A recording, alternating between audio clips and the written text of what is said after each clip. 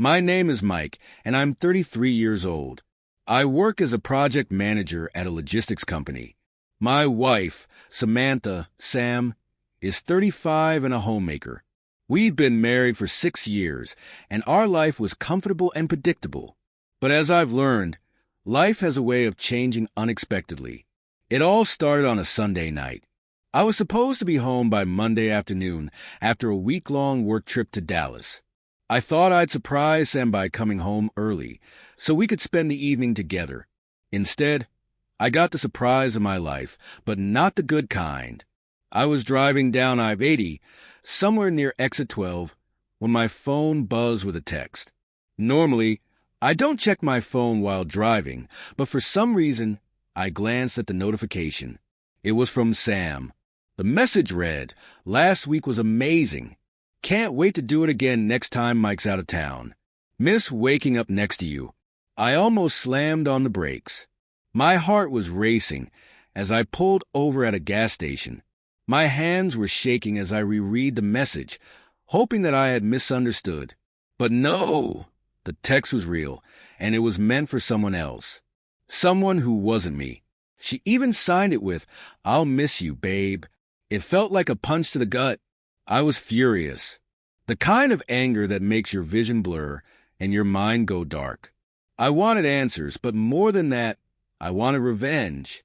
So I sent one simple reply: "Get a lawyer." Then I turned off the sound on my phone, threw it onto the passenger seat, and continued driving. She tried calling and texting me repeatedly, but I didn't respond.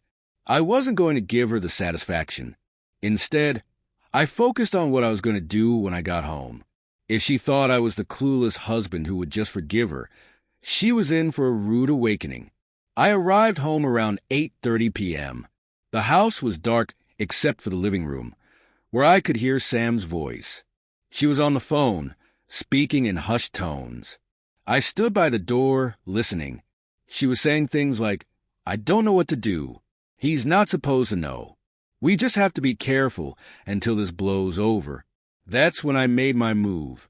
I walked into the room, set my bag down, and said in the calmest voice I could, "Honey, I'm home." Her reaction was priceless. She froze mid-sentence, her face draining of color. The phone slipped from her hand and hit the floor with a soft thud. "Mike, I didn't expect you back tonight," she stammered, her eyes shifting between me and the phone like a trapped animal. "Clearly," I said, picking up the phone and checking the screen. Of course, the call was still active. "Who's this?" I asked, holding the phone up to my ear. On the other end, I heard a man's voice, sounding just as panicked as Sam looked. "Hello, who's this?" I said. The guy hung up immediately. What a coward. Sam quickly jumped into damage control mode. "Mike, wait. It's not what it looks like. It's a joke. A stupid joke between friends." I raised an eyebrow. "A joke, huh? Well, it's not very funny. In fact, I'd say it's the worst joke I've ever heard." Ignoring her desperate pleas, I walked into the bedroom, grabbed the bed linens, and shoved them into a trash bag. 2 bags, actually, because the comforter wouldn't fit with the sheets and blankets. "What are you doing?" she cried, following me around like a lost puppy. "Collecting evidence," I said flatly. "Unless you want to admit what really happened." "I told you it's a joke," she insisted, her voice cracking. "Write a joke." "Well, I'm sending these to a lab, just in case your little joke left any DNA behind." Her face went pale. "Gotcha." I stuffed the bags into the trunk of my car, slammed it shut, and walked back into the house. Sam was sitting on the couch, her face buried in her hands. Her tears didn't move me. If anything, they made me angrier. "All right," I said, crossing my arms. "Here's your one chance. Come clean or I'll let the lab results do the talking." "Who is he?" She shook her head, mumbling something I couldn't make out. "Speak up, Sam. Who's the lucky guy?" I demanded, my voice sharp enough to cut through steel finally. She whispered, "It's Richard." I blinked. "Richard? My friend Richard?" Are you kidding me? Her silence said it all. The room felt like it had dropped 10 degrees. Richard and I had been friends since college. We weren't best friends, but close enough that he'd been at our wedding. I couldn't believe it. Wow. Just wow, I muttered, pacing the room. Out of all the guys in the world, you pick him? Was the mailman too busy? She started sobbing again, but I wasn't about to let her off the hook. Do you have somewhere to stay? What? She asked, looking up, her face streaked with tears. I said, do you have somewhere to stay? Because you're not staying here. This is my home, too. Wrong, she cried. This house belongs to my parents. Technically, they still own it, and you don't have a leg to stand on. Now you can pack your bags and go to your parents, or I can toss your stuff into the yard. Your choice. Her sobs turned into a full-on meltdown, but I wasn't budging. I called my dad and gave him a quick rundown of the situation. After he finished cursing Richard's name, he agreed to send her a text officially telling her to vacate the property. While Sam packed her things, I went to her purse and took the keys to her car. Why? She asked, looking up in confusion. Because it's in my name. See, Sam hated dealing with paperwork. So when we bought our cars, I put both of them in my name. The payments came out of my account. When she realized her car keys were missing, she stormed into the garage, searching frantically. Where are my keys, Mike? In my pocket, I said, leaning against the doorframe. Why the hell would you take my car keys? She shouted, her anger briefly overpowering her tears. Because it's my car, I replied, my tone icy. And you're not driving off in something I'm paying for. Call your parents or get an Uber. You're being cruel, she spat. Oh, I'm sorry, I said, feigning concern. I didn't realize I was supposed to be polite to the woman who screwed my friend in my house. My bad. She backed off, realizing she wasn't going to win. Then I held out my hand. Phone. What? Your phone. Hand it over. She clutched it to her chest. No, it's mine. Really? Because I bought it, and I'm the one paying for the plan. If you want a phone, you can use the old one in the junk drawer. Oh, and get your own line while you're at it. Reluctantly, she handed it over, and I gave her the ancient flip phone from the drawer. She looked at it like I had handed her a brick, but I didn't care. By the time her parents showed up, Sam was a sobbing mess. Her mom tried to comfort her, but her dad walked straight up to me, his face stern. What's going on here, Mike? He asked, and instead of explaining, I handed him my phone and let him read the incriminating text. His face went pale and he muttered, Jesus Christ. Then he looked at me and said, I'm sorry. Don't apologize to me, I replied. She's your daughter. They helped her load her things into their car while I stood by the door, arms crossed.